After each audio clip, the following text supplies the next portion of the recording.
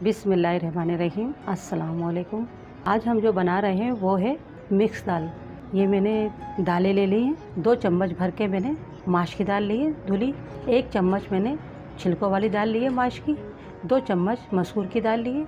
2 चम्मच मूंग की दाल धुली ली है। 1 चम्मच मूंग की दाल छिलकों के लिए और 2 चम्मच मैंने चना दाल ली है। ये इसी चम्मच से मैंने तमाम मेजरमेंट किया है। दाल को अच्छे से हम वॉश कर लेते हैं। दाल को हमने अच्छे से धो लिया है ताकि इसके ऊपर जो पाउडर या केमिकल लगे होते हैं वो हट जाएं। मैंने ये 2.5 गिलास पानी लिया है। इसमें 2 जवे हम लहसुन के डाल देंगे। अभी हमें ज़्यादा मसाले नहीं डालने होंगे। 1/4 टीस्पून हल्दी डालेंगे। 3 चम्मच भरकर हमने वेजिटेबल ऑयल डाला है और इसमें अभी हमें कुछ भी नहीं डालना है। पानी में बॉयल आ गया है। अब हम तमाम दाल को ऐड कर देते हैं और ये दाल हमारी जब तक गल ना जाए इसे पकने देना है।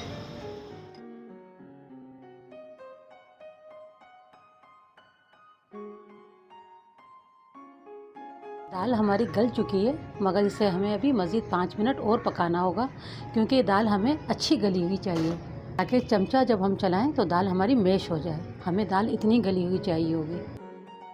छिलकों के साथ दाल पकाने से बहुत ही लजीज और मज़ेदार दाल बनती है और हमें छिलकों के बेनिफिट भी मिलते हैं।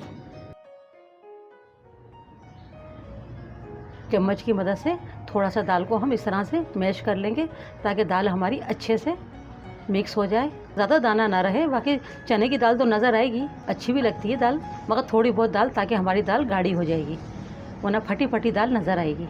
और ये जो लहसुन के जवे हैं जो हमने डाले थे, चम्मच की मदद से इन्हें हम मैश कर देंगे और दाल को थोड़ा सा हम इस तरह चलाएंगे ताकि दाल में हमारी जो है ना थिकनेस अच्छी हो जाए। आपको जितनी दाल पतली या गाढ़ी रखनी है आप अपने मुताबिक कर सकते हैं। अभी दाल का हमें एक भगार तैयार करना होगा जिससे दाल हमारी मज़ेदार बनेगी।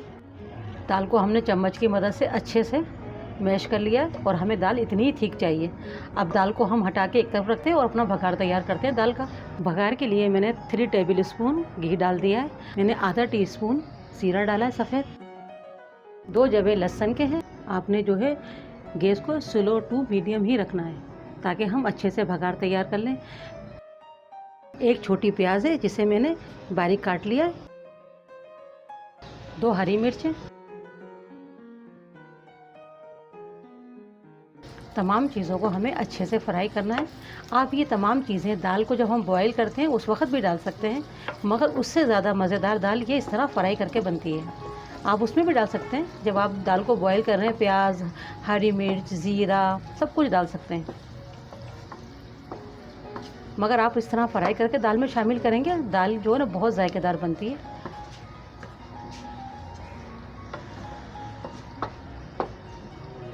इसे हमें अच्छे से फ्राई कर लेना है। अच्छे से हमारा ये भून चुका है। अब इसमें हम टमाटर ऐड करेंगे। 1 मीडियम टमाटर है जिसे मैंने छोटा छोटा कट कर लिया है। इसके साथ हम 1 टीस्पून नमक शामिल कर देंगे क्योंकि हमने नमक दाल में नहीं डाला है। आप जितना नमक खाना पसंद करते हैं अपने टेस्ट के मुताबिक नमक को कम या ज़्यादा कर सकते हैं। अब इसमें हम शामिल करेंगे 1/2 टीस्पून धनिया पाउडर, 1 टीस्पून लाल मिर्च पाउडर, 1/4 टीस्पून हल्दी पाउडर क्योंकि हमने हल्दी पहले से दाल को बॉयल करने में शामिल की थी। गरम मसाला पाउडर 1/4 टीस्पून और इसे भी हमें भून लेना है। मसालों का कच्चापन हम दूर कर लेंगे।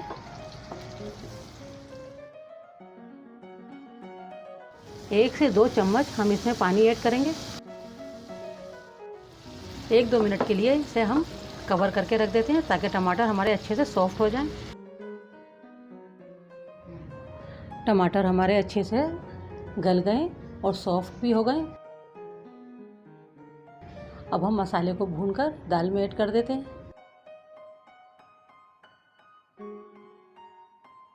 अब दाल को हमें तकरीबन 1-2 मिनट पकाना होगा ताकि मसाले जो हमने इसमें शामिल किए हैं वो अच्छे से इसके अंदर टेस्ट आ जाए। जितनी पतली और जितनी गाढ़ी अगर आप दाल रखना चाहते हैं उतनी दाल को आप रख सकते हैं। मुझे इतनी थिक दाल चाहिए और दाल हमारी ये तैयार हो चुकी है।